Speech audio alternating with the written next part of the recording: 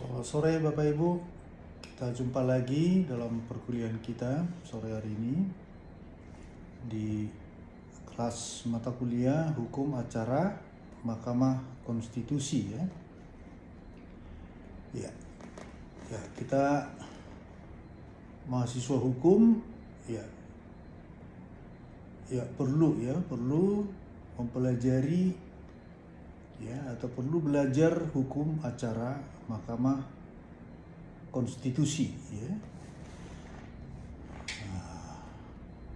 Jadi ya belajar hukum acara Mahkamah Konstitusi atau MK itu adalah bagian penting ya dalam memahami bagaimana proses beracara ya, bagaimana proses beracara di hadapan Mahkamah Konstitusi ya.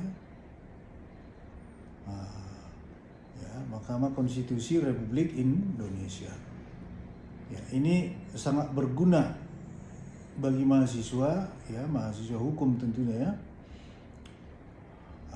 Juga praktisi ya atau siapapun yang tertarik ya pada konstitusionalisme dan sistem ketatanegaraan Indonesia.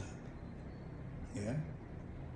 Nah, oleh karena itu ya pertama sekali ya perlu kita mengetahui pengertian ya dan kedudukan Mahkamah Konstitusi tersebut. Gitu. Ya. Apa itu Mahkamah Konstitusi? Ya. Mahkamah Konstitusi adalah salah satu lembaga tinggi negara ya, yang diatur dalam Undang-Undang Dasar 1945 ya, yaitu tepatnya pada pasal 24C. Ya kan? Yang mana tugas utamanya adalah ya menjaga konstitusi agar tetap dijalankan sesuai dengan semangatnya ya, melalui ya kewenangan yudisial ya yang spesifik ya. Jadi kewenangan yudisial di MK itu adalah spesifik ya, khusus, berbeda dengan badan peradilan lainnya ya. Gitu. Nah, kemudian ya wewenang Mahkamah Konstitusi. Ya. Jadi tadi ya pasal 24C UUD 1945 ya. Nah, Badan Peradilan Mahkamah Konstitusi itu memiliki 5 kewenangan utama ya. Ya, ingat 5 kewenangan utama dan ada 1 kewajiban. Ya. Wewenang pertama dia adalah yang mengadili, ya kan, pada tingkat pertama dan terakhir. Yang putusannya bersifat final ya. Bersifat final untuk menguji ya, menguji undang-undang terhadap Undang-Undang Dasar 1945 atau yang kita kenal judicial review. Ya, judicial review. Ya. Kemudian wewenang MK yang kedua, memutus sengketa kewenangan lembaga negara yang kewenangannya diberikan oleh Undang-Undang Dasar 1945. Ini kewenangan MK yang kedua. Ya. Dia dapat memeriksa, mengadili dan memutus sengketa kewenangan lembaga negara. Ya, yang mana lembaga negara tersebut yang kewenangannya diberikan oleh Undang-Undang Dasar 1945. Gitu ya. Kemudian yang ketiga yaitu memutus pembubaran partai politik. Ya. Jadi apabila ada perselisihan ya atau permasalahan di dalam suatu partai politik atau bila mana partai politik diduga ya atau dirasa telah melanggar ya konstitusi, ya kan? maka ini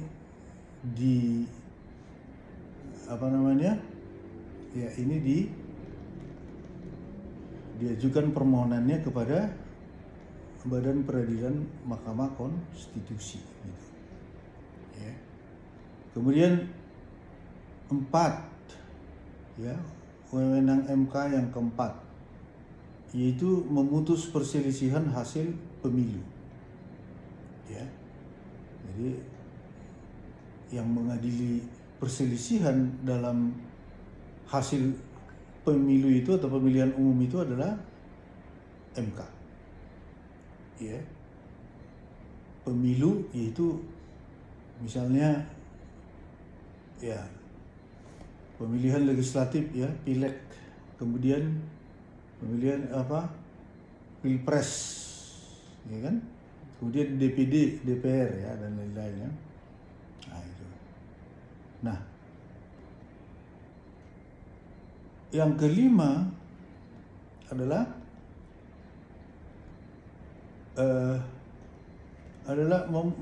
dia juga memeriksa dan memutus sengketa hasil pilkada, ya. Tapi ini ya secara terbatas, ya. Nah, ya secara terbatas ini ya setelah putusan MK nomor 97, ya, PUU 2013, ya. Jadi juga dapat memeriksa dan memutus sengketa hasil, ya, pilkada, ya kan. Nah, tadi dikatakan memiliki 5 kewenangan utama dan 1 kewajiban. Nah, kewajibannya adalah ya memberikan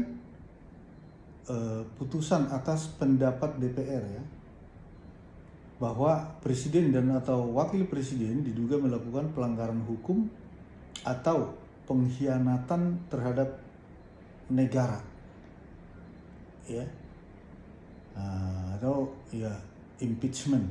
Nah, disebut itu impeachment, ya kan? Ya, impeachment itu ya pelengseran, pelengseran, ya. Kemudian poin ketiga, ya, yang perlu kita pahami sebagai dasar belajar daripada hukum acara MK ini adalah ya dasar hukumnya, ya. Apa dasar hukum acara MK? Ya, dasar hukum utama adalah ya Undang-Undang Dasar 1945, ya, pasal 24C, ya. Kemudian Undang-Undang Nomor 24 tahun 2003 yaitu tentang Mahkamah Konstitusi, ya, yang diubah terakhir dengan Undang-Undang Nomor 7 tahun 2020. Kemudian Peraturan Mahkamah Konstitusi atau PMK, ya. Misalnya PMK nomor 2 tahun 2021 tentang tata beracara dalam pengujian undang-undang, ya. Kemudian ada PMK nomor 4 2023 tentang tata cara beracara sengketa hasil pemilu dan seterusnya, ya. Kemudian jenis perkara dan prosedur beracara di MK. Nah, jenis perkaranya tadi, ya, yaitu maksudnya yang 5 kewenangan tadi, 1 kewajiban itu, ya. Nah, itu yang pertama tadi adalah pengujian undang-undang, judicial review, ya. Nah, prosedur beracaranya bagaimana, gitu kan? Ya, pertama pemohon itu adalah pemohon, ya, atau yang dapat memohonkan, ya, untuk menguji undang-undang, ya, terhadap Undang-Undang Dasar 1945 ini adalah ya perorangan warga negara Indonesia, ya. Kemudian siapa lagi? Kelompok masyarakat. Kemudian siapa lagi? Badan hukum, ya. Kemudian apa lagi? Ya, lembaga negara yang merasa hak konstitusionalnya dirugikan oleh undang-undang, ya, ini pun dapat sebagai pemohon, ya. Nah, jadi ya permohonan diajukan ke MK, ya. Kemudian nanti ya proses beracaranya ya tentu pemeriksaan pendahuluan ya. Nah, pemeriksaan pendahulu ini artinya ya pemeriksaan permohonan ya, manakala ada yang belum lengkap ya dapat diperbaiki ya, diberi waktu untuk ini ya. Nah, ya itu biasanya diberikan waktu untuk dapat melengkapi apa yang kurang ya, ya itu di dalam pemeriksaan pendahuluan ini ya. Kemudian setelahnya itu ada sidang pemeriksaan pokok perkara ya. Ya, nah udah masuk pokok perkara ya tentu di sana adalah ya pengajuan bukti saksi ya kan, ahli dan lain-lain ya.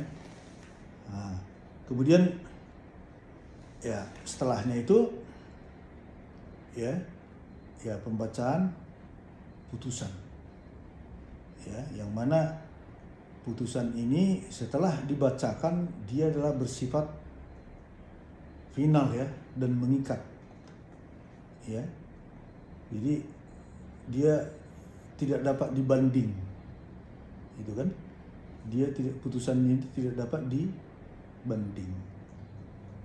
Nah, jadi begitu dibacakan putusan itu ya, maka dia langsung mengikat ya, nah, langsung mengikat. Jadi tidak perlu menunggu 14 hari untuk putusan tersebut inkrah ya atau berkekuatan hukum tetap.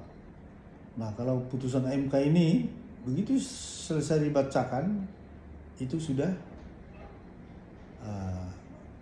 langsung ya berlaku ya dan mengikat gitu ya, karena tidak ada banding tadi kan ya. Kemudian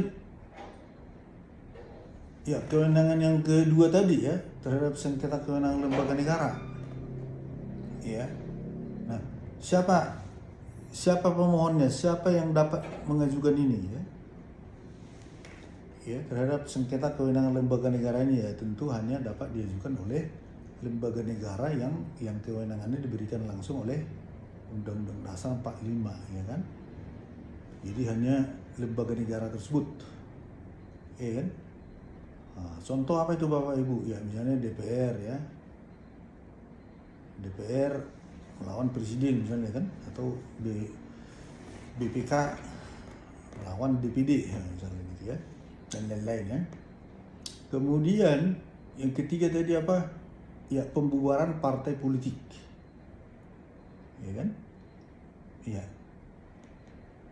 Ya ini bisa diajukan oleh pemerintah ya, dalam hal ini Jaksa Agung ya kan ya, dengan alasan apa, ideologi atau aktivitas partai bertentangan dengan konstitusi ya kan? Nah, kalau sudah ideologi atau aktivitas pergerakan dari partai tersebut bertentangan dengan konstitusi ya, nah ini bisa menjadi alasan untuk dapat dimohonkan ya untuk pembubaran partai politik tersebut gitu. Ya. Nah, jadi saya tanya Bapak Ibu, sudah adakah sepengetahuan Bapak Ibu ya terhadap kasus seperti ini ya? Ya. Ada pembubaran partai politik di Badan Peradilan MK selama ini ya. Semenjak ada Badan Peradilan MK ini sudah ada belum kasus yang seperti ini ya, pembubaran partai politik? Sudah ada belum partai politik dibubarkan di Badan Peradilan MK? Ya. Nah, ini boleh Bapak Ibu cross check nanti ya. Tapi ya sepengetahuan kita kasus seperti ini belum pernah ada ya. Tapi ya ini bahan belajar ya. Jadi Bapak Ibu untuk mengecek ya kan, apakah ada apakah sudah ada, pernah ada, nah, gitu ya. sekaligus mendalami undang-undang ya tentang MK itu ya. Ya supaya lebih dipahami ya, karena ini adalah ya sebagai dasar ya, sebagai pendahuluan ya Bapak Ibu mempelajari mata kuliah ini ya, hukum acara MK. Jadi yang saya sampaikan ini adalah ya poin-poin intinya dulu ya. Nanti yang pembahasan lebih jauh lagi ya masih banyak ya, yang mana dalam perkuliahan ini kan Bapak Ibu tahu kita adalah 14 kali pertemuan dalam perkuliahan ini ya. Ya baik nanti melalui online maupun offline ya. Kita bertemu di kelas kampus gitu ya. Gitu. Ya, termasuk nanti ada ya simulasi ya, pada akhirnya ada, kita akan simulasikan nanti proses beracara di Badan Peradilan MK. Bagaimana bersidang di Badan Peradilan Mahkamah Konstitusi. Nah, itu nanti akan kita praktekkan ya. Kita simulasikan supaya Bapak Ibu sekalian ya, teman-teman sekalian mahasiswa ini ya memperoleh pengetahuan dalam praktek bersidang di MK itu seperti apa gitu kan. Susunan majelis hakim MK itu seperti apa gitu kan. Kemudian pemohon termohon ya, dan pihak-pihak terkait dalam hal ini kan. Nanti itu akan kita simulasikan, kita praktekkan ya.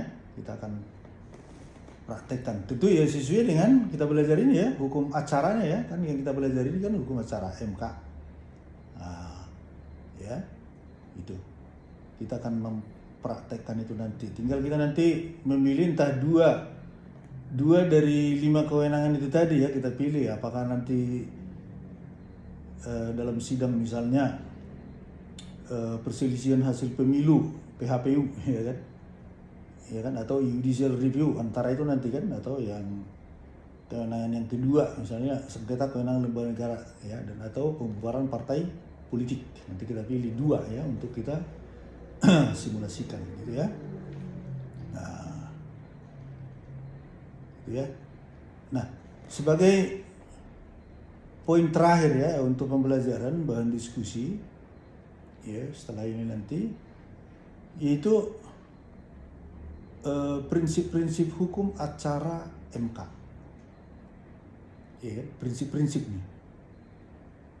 Apa itu? Itu ya cepat dan sederhana. Nanti akan kita bahas satu persatu ya. Final dan mengikat, ya kan? Terbuka untuk umum. Apalagi tanpa biaya itu pro bono ya kan? Kemudian apalagi Audi et alteram partem. Ini ya. Gitu ya. Jadi Audi et alteram partem ini ya artinya di sini hak kedua belah pihak, pemohon dan termohon ya untuk didengar gitu ya. Jadi nggak boleh hanya misalnya yang didengar hanya dari pihak pemohon, pihak termohon nggak didengar. Ini nggak bisa ya. Itu Audi et alteram partem, hak kedua belah pihak untuk didengar gitu ya. Nanti ya ini akan kita bahas satu persatu ya. Oke. Baik Bapak Ibu ya.